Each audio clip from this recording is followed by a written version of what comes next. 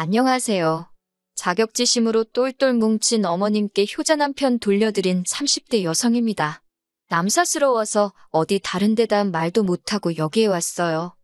3살 연상의 남편과는 아는 선배의 소개로 만나게 되었습니다. 당시 저는 대기업에 종사한 지 5년 차였고 남편은 석박사를 마친 뒤 사회생활을 시작해 공기업 근무 4년 차였지요. 근무하는 곳은 달랐어도 전공한 분야가 비슷해서 첫 만남부터 대화가 잘 통했고 그래서 자연스레 금방 가까워졌어요. 그러다 사귄 지 1년이 넘었을 때 남편이 홀어머니와 살고 있다는 사실을 알게 되었습니다. 그걸 알게 된 계기는 조금 망신스럽지만 까놓고 이야기해서 저나 남편이나 나이는 먹을 만큼 먹었고 알만한 건 아는 나이였는데 도통 자기 집에 저를 들이려고 하지 않더라고요.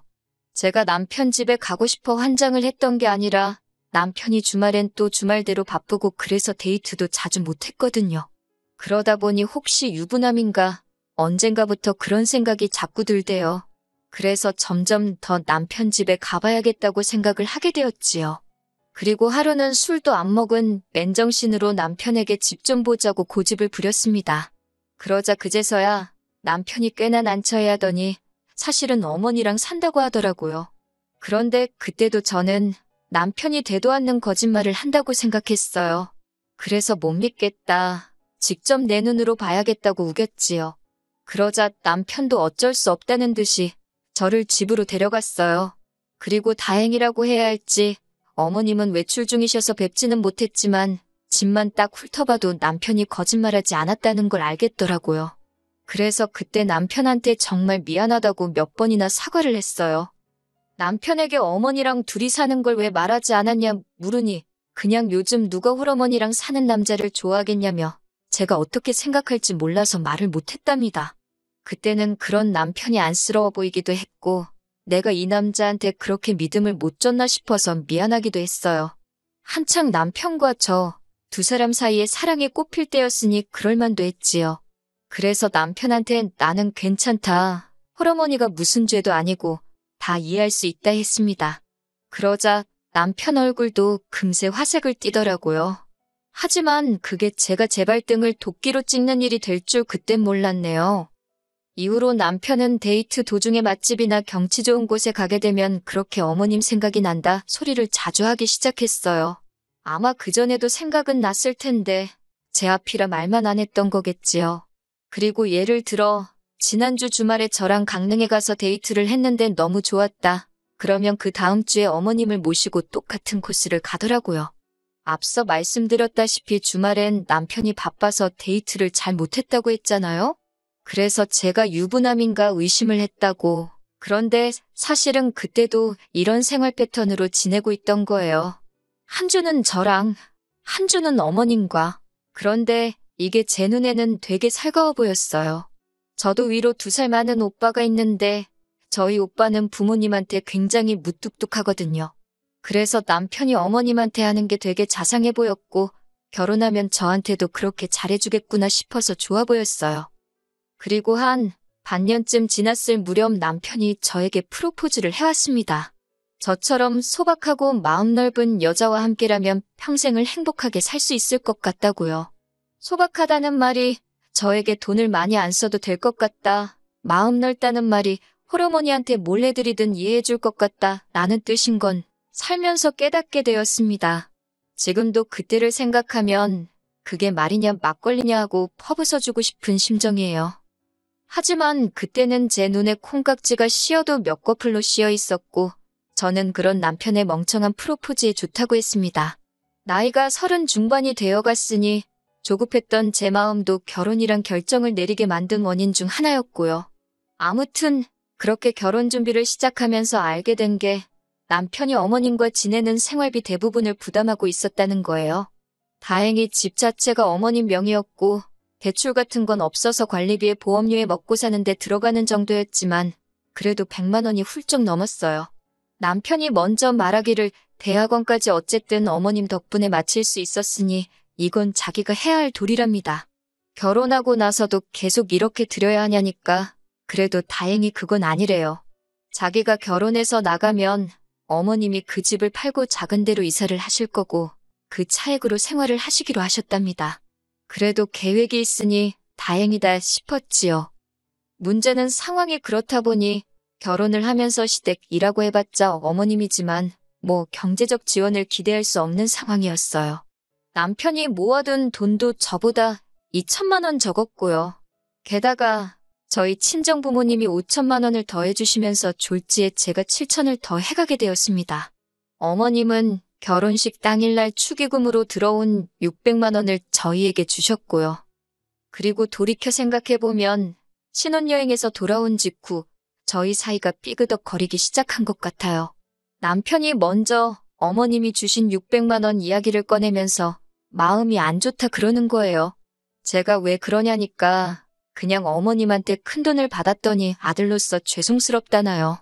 좀 황당해서 나는 5천만 원을 받아왔는데 그럼 나는 뭐 석고대죄라도 해야 하나 하고 뼈있는 농담 한마디를 던졌습니다. 그랬더니 남편이 그런 건 아니라며 말끝을 흐리더니 그래서 말인데 어머님이 주신 600만 원으로 어머님 핸드백이라도 하나 사드리면 어떻겠냐대요. 웬 핸드백이냐고 또다시 물었습니다. 말을 못 알아들어서가 아니라 어이가 없어서 물어본 거예요. 그랬더니 남편이 한다는 말이 저더러 예단 같은 것도 안 했지 않냐면서 그땐 저도 좀 짜증이 나서 내가 돈을 그렇게 해왔는데 예단까지 해오는 건 말이 안 되는 거 아니냐 했습니다. 그리고 우리 이 부분에 대해선 이미 충분히 대화도 나눴는데 갑자기 왜 그러냐고 따지듯 말을 했지요. 그러자 남편이 이제 자기가 벌어오는 돈은 평생 저를 위해 쓸 텐데 그거 핸드백 하나 사드리자는 말이 제가 이렇게 짜증을 낼 일인지 모르겠답니다. 그래서 그러면 친정어머니도 사드리겠다 했어요. 그랬더니 한다는 소리가 장모님은 볼 때마다 핸드백 다른 거 들고 계시던데 꼭 해드려야 되냐는 거예요.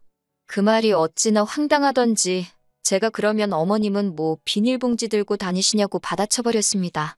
그랬더니 남편이 저더러 왜 이렇게 예민하냐고 원래 안 이러잖아 이러는데 진짜 화딱지가 나더라니까요. 그리고 결국 일단 두 분 다 핸드백은 안 사드렸습니다. 모아둔 돈도 없어서 친정도움 받고 대출도 받은 상황에 무슨 기분 내기냐고 참으라 했어요. 하지만 이후로 제가 감당해야 할 사람은 어머님을 끔찍하게 생각하는 남편뿐이 아니었습니다. 어머님 자체도 제 고민거리가 되었지요.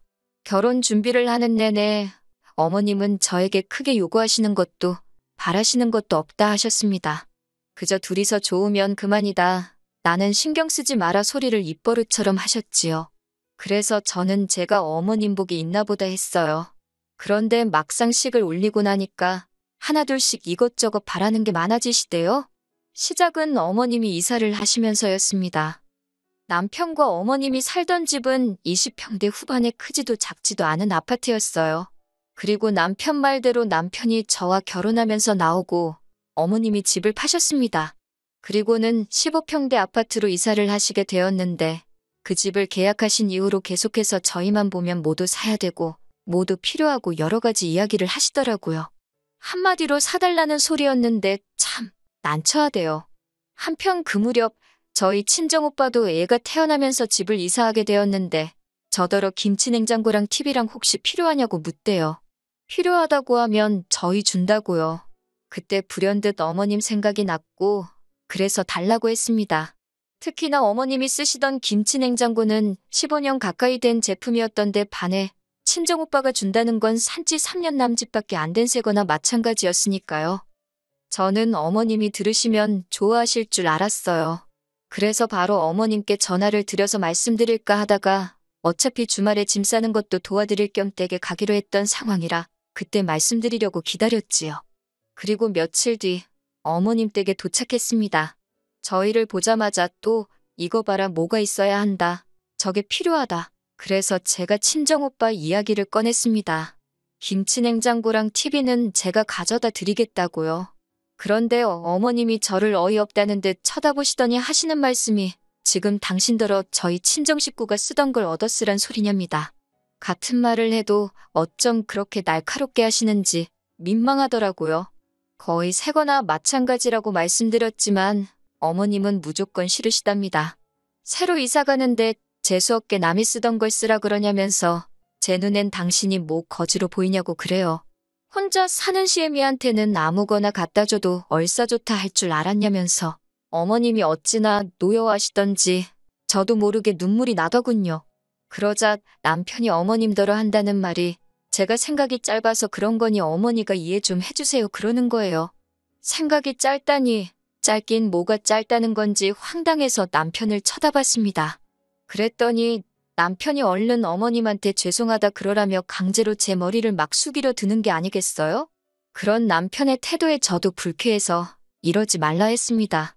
내가 뭘 잘못했냐고. 어머님도 싫으면 그냥 싫다 하시면 되지. 말씀 그렇게 날카롭게 하시는 거 아니라고. 그리고는 죄송하다 짧게 인사하고 먼저 어머님 댁에서 나왔습니다. 남편더러 나는 먼저 집에 가야겠다고 당신은 알아서 하라고 했지요. 솔직히 구차한 말이지만 저는 남편이 저를 따라와 주길 바랬습니다. 하지만 홀씨어머니의 힘이란 제가 생각했던 것 이상이더군요. 어머님 혼자 어떻게 저렇게 두고 가냐며 자기는 하루 자고 올라온다는 남편 말에 가슴이 무너지는 것 같았어요. 그리고 정말 이튿날 늦은 오후나 돼서야 남편이 집에 돌아왔습니다. 그리고는 저더러 할 말이 있다면서 이야기 좀 하자대요. 저도 마음이 상할 대로 상한지라 대화 같은 건 하고 싶지 않았지만 그래도 한 집에서 어디 피할 데가 있어야지 말이에요. 그렇게 남편과 마주 앉았습니다. 남편이 깊은 한숨을 내쉬더니 결혼 전엔 안 그러더니 저더러 왜 이렇게 돈 쓰는데 인색하게 구냐고 물어요. 그걸 질문이라고 하는 거냐고. 결혼하면서 친정에 손 벌려 대출 받아. 우리가 지금 갚을 돈이 얼만 줄 알긴 하냐고 제가 남편에게 되물었습니다. 그리고는 남편한테 당신도 그렇고 어머님도 그렇고 결혼식 하기가 무섭게 왜 이렇게 돈을 못 써 안달이냐고 따졌어요. 당신은 무슨 핸드백 타령을 하지 않나. 그리고 어머님은 우리 결혼할 때 겨우 600 주셔놓고 당신 이사한다고 뭐를 어떻게 해달라고 저러시는 거냐고 따졌지요. 그랬더니 남편이 저더러 어머님 입장에서 한번 생각해보래요. 결혼하기 전이었으면 아들인 자기가 다 해드렸을 것들인데 이젠 제 눈치를 봐야 하니 어머님도 얼마나 고역이겠냐고요. 어이가 없어서 그러면 아들 장가를 왜 보내셨냐고 옆에 끼고 둘이서 알콩달콩 살아야지 하고는 빽소리를 질러버렸어요. 결혼했으면 가정에 충실한 게 맞고 아내한테 상의하고 돈 쓰는 게 맞지 결혼 전처럼 살 거면 뭐하러 결혼을 하냐고 제가 연신 맞는 말만 해댔답니다. 그랬더니 그제서야 남편도 좀 주춤하더니 일단 알겠다고 하대요. 자기는 제가 친정에도 살갑고 이래저래 잘하니까 어머님한테도 그럴 줄 알았다면서 그때 속으로 이 남자가 도대체 무슨 생각으로 나한테 결혼을 하자고 한 건가 그런 생각이 들더라니까요. 그런 한바탕 소동 이후로 어머님 이사하시는데 100만 원 딱 보태드리고 아무것도 안 해드렸어요. 100만 원도 솔직히 제 마음 편하자고 해드린 거지 마음에서 우러나서 드린 돈은 아닙니다. 그리고 이후로 어머님한테 찾아가고 뭐 챙겨드리고 그러는 건 남편더러 당신 용돈으로 하든 어쩌든 알아서 하라 했어요. 그때부터 저희 부부 돈 관리도 따로 하게 되었고요. 이 모든 일이 결혼한 지 6개월 만에 벌어졌습니다. 결혼에 대한 회의감이 들었고 마음 같아서 물리고 싶었지만 나이가 나이인 만큼 주변 사람들 눈도 신경 쓰이고 이혼이 말처럼 간단한 건 아니잖아요? 그리고 이후로 남편하고 그럭저럭 다시 괜찮게 지냈어요. 안 좋은 날이 있으면 좋은 날도 있고 그랬지요. 어머님과의 사이도 좋을 것도 나쁠 것도 없이 지냈습니다. 다만 그 벌은 못 버리시고 저만 보면 앓는 소리 하시면서 뭘 그렇게 사달라 하셨는데 그럴 때마다 저도 대출 갚기 전에는 못 해드린다 했지요. 그렇게 결혼한 지 2년이 넘어가던 날이었어요. 어머님이 건강검진 때문에 겸사겸사 저희 집에 오신 날이었지요. 검사를 마치고 셋이서 늦은 점심을 해결하기 위해 동네 매운탕집에 갔습니다. 자리에 앉아 식사를 하면서 이런저런 이야기들을 나누던 도중 남편이 갑자기 폭탄 선언을 하대요. 조만간 회사를 때려치고 사업을 하려고 한다는 겁니다. 저랑 한번 상의한 적도 없던 일이라 그게 무슨 소리냐고 갑자기 잘 다니던 회사를 왜 때려치냐 했어요. 그랬더니 자기 부서에 일머리도 없고 멍청한 사람이 하나 있었는데 그 사람이 회사를 나가서 창업을 했답니다. 그런데 그게 대박이 나서 지금 사장 소리 듣고 다닌다고요. 그런 사람도 하는데 자기라고 못할 게 있겠냐며 저더러 좀 도와달라나요? 저는 말도 안 되는 소리 하지 말라고, 사업은 아무나 하냐고, 그냥 회사 생활이나 열심히 하라 했어요. 솔직히 저희 남편이 시키는 일은 잘해도 알아서 찾아서 하는 사람은 아니거든요. 그런데 남편이 그러지 말고 자기 한번 믿어보랍니다. 어머님은 앞에서 당신 아들한테 뭐라고 하는지 두고 보자 하는 눈으로 저를 째려보고 계시지, 남편은 밑도 끝도 없이 사업 타령이지 정신이 하나도 없었어요. 제가 남편더러 사업 아이템은 생각해놨냐, 자본은 있냐 물었습니다. 그랬더니 무인 책방을 하겠다나 어쩐다나 그러면서 초기 자본금으로 1억이 필요하대요. 어이가 없어서 웃었습니다. 제가 남편더러 당신은 얼마나 모아놨냐니까 우물쭈물 하더니 천 어쩌고 그러는데, 저희 남편이 한 달 실수령액이 450 가까이 됩니다. 적지 않은 돈이지요. 그리고 제가 알기로 그중에서 공동생활비로 100만 원을 내놓고요. 대출이자는 남편이 40, 제가 20씩 내고 있어요. 집을 구할 때 제 돈이 더 많이 들어갔으니까요. 그래도 300 가까이가 남는데 그 돈을 어떻게 썼길래 2천밖에 못 모았다는 건지 황당하더군요. 그리고 당연히 제 의심은 어머님한테로 향했습니다. 나 몰래 어지간히 퍼날랐구나 싶었거든요. 그런데 어머님이 대번에 남편이 얼마를 모았건 어쨌건 그걸 왜 네가 신경 쓰냐며 잔소리를 하시대요. 옛날 같으면 남편이 사업한다고 하면 친정어머니 머리를 팔아서라도 돈을 구해오는 게 마누라의 도리였다면서요. 듣도 보도 못한 말씀에 어처구니가 없었지요. 제가 정 그러면 어머님이 어머님 머리 팔아다가 이 사람 사업자금 대주시라 했습니다. 저는 그렇게는 못한다고요. 그리고 그 순간 일은 생각지도 못한 방향으로 흘러가기 시작했어요. 어머님께서 저더러 돈 몇 푼 더 해온 걸로 유세 떨 때부터 알아봤다면서 그동안 저랑 남편이랑 금전적인 이유로 싸웠던 일들을 죄다 나열하기 시작하시는 거예요.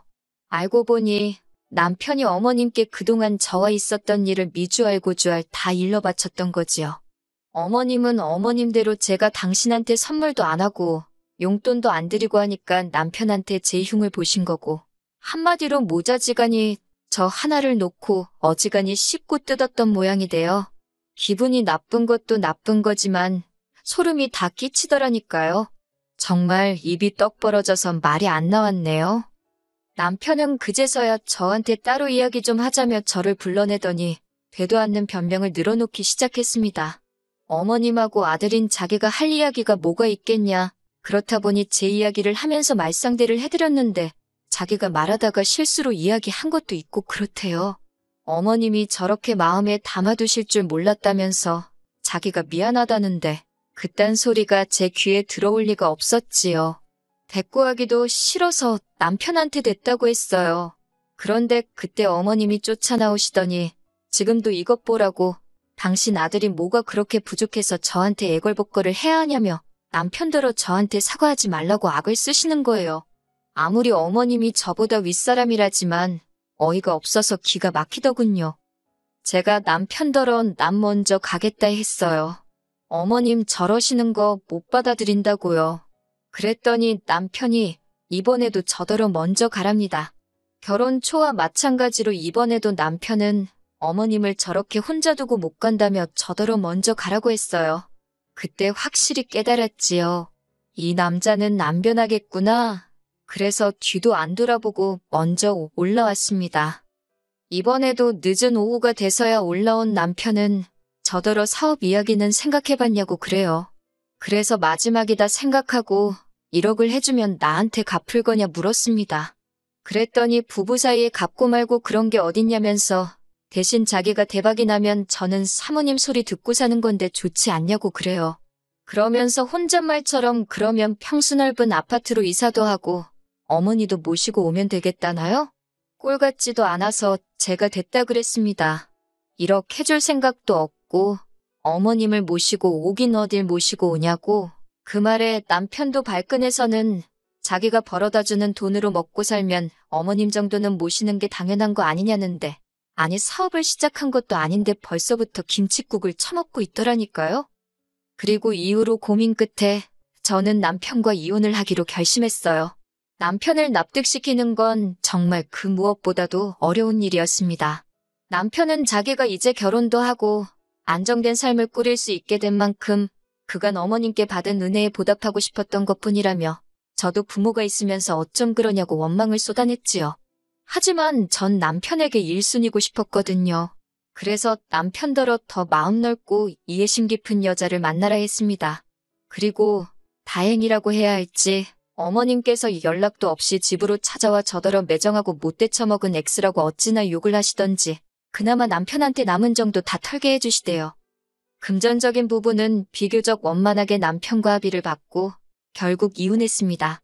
여기까지 오는데 3년이란 시간이 걸렸어요. 어머님은 지금쯤 다시 당신 품으로 돌아온 아들 때문에 행복하실까요? 남편도 더는 저를 신경 쓰지 않고 원하는 만큼 효도를 할 수 있으니 기쁠 거예요. 그렇지요? 저도 제 행복을 찾아서 다시 한번 떠나보렵니다.